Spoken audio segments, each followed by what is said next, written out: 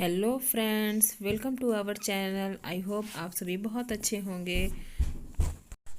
आज मैं आप लोग के सामने तेनाली राम की स्टोरी लेकर आई हूँ। आई होप आप सबको बहुत पसंद आएगी।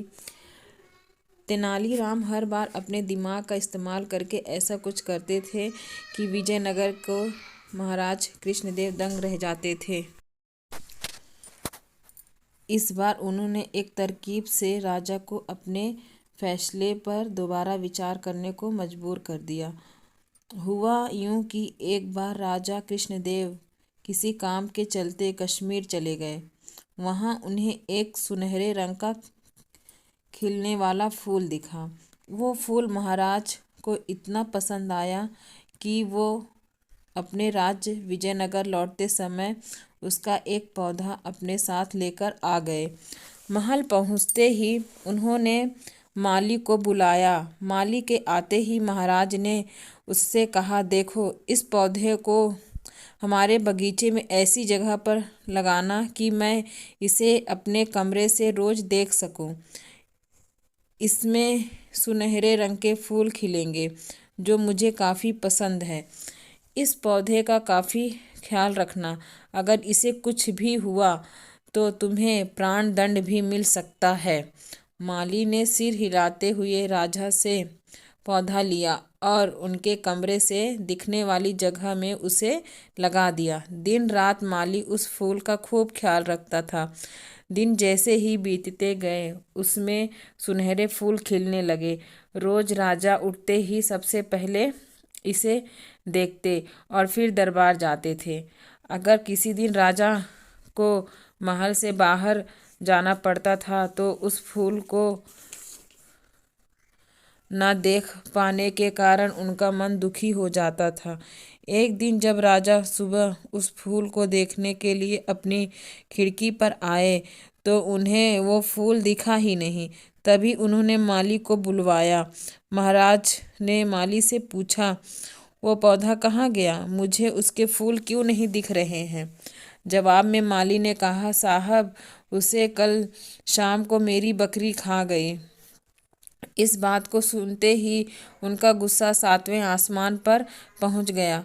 उन्होंने सीधे राजमाली को 2 दिन बाद मौत की सज़ा सुनाने का आदेश दे दिया। तभी वहां सैनिक आए और उसे जेल में डाल दिया। माली की पत्नी को जैसे ही इस बारे में पता चला तो वह दरबार में राजा से फरियाद करने पहुंची। रोते रोते वह दरबार से जाने लगी। तभी एक व्यक्ति ने उसे तेनालीराम से मिलने की सलाह दी। रोते हुए माली की पत्नी ने तेनालीराम को अपने पति को मिली मौत की सज़ा और उस सुनहरे फूल के बारे में बताया। उसकी सारी बातें सुनकर तेनालीराम ने उसे समझा बुझाकर घर भेज दिया। अगले दिन गुस्से में माली की पत्नी उस सुनहरा फूल खाने वाली बकरी को चौराहे में ले जाकर डंडे से पीटने लगती है। ऐसा करते करते बकरी अधमरी हो गई। विजयनगर राज्य में पशुओं के साथ इस तरह का व्यवहार करना मना था। इसे क्रूरता माना जाता था। इसलिए कुछ लोगों ने माली की पत्नी की इस हरकत की शिकायत नगर कोतवाल को कर दी। सारा मामला जानने के बाद नगर कोतवाल के सिपाहियों को पता चला कि यह सब माली को मिले दंड की वजह से वो गुस्से में कर रही है। यह जानते ही सिपाही इस मामले को लेकर दरबार में गए।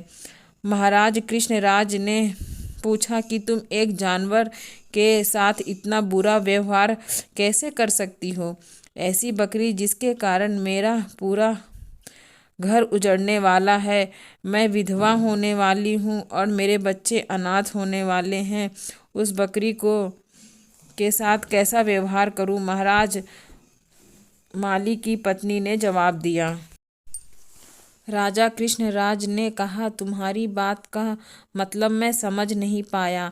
ये बेजुबान जानवर घर कैसे उजाड़ सकता है? उसने बताया, साहब, ये वही बकरी है जिसके ने आपके सुनहरे पौधे को खा लिया। इसी की वजह से आपने मेरे पति को मौत की सजा सुना दी। गलती तो इस बकरी की थी, लेकिन सजा मेरे पति को मिल रही है। सजा असल में इस बकरी को मिलनी चाहिए, इसलिए मैं इसे डंडे से पीट रही थी। अब महाराज को यह बात समझ आई कि गलती माली की नहीं बल्कि बकरी की थी। यह समझते ही उन्होंने माली की पत्नी से पूछा कि तुम्हारे पास इतनी बुद्धि कैसे आई कि इस तरह से मेरी गलती के बारे में समझा सको। उसने कहा कि महाराज, मुझे रोने के अलावा कुछ भी नहीं सूझ रहा था। यह सब मुझे पंडित तेनालीराम जी ने समझाया। एक बार फिर राजा कृष्णराय को तेनालीराम पर गर्व महसूस हुआ और उन्होंने कहा कि तेनालीराम, तुमने मुझे एक बार फिर बड़ी गलती करने से रोक दिया। यह कहते ही महाराज ने मालिक का मृत्युदंड का फैसला वापस लेते हुए उसे जेल से रिहा करने का आदेश दिया। साथ ही तेनालीराम को उसकी बुद्धि के लिए 50,000 स्वर्ण मुद्राएं उपहार के रूप में दी। आई होप आपको हमारी स्टोरी पसंद आई हो। अगर आपको स्टोरी अच्छी लगी हो तो आप हमारे चैनल को लाइक, शेयर और सब्सक्राइब कीजिए।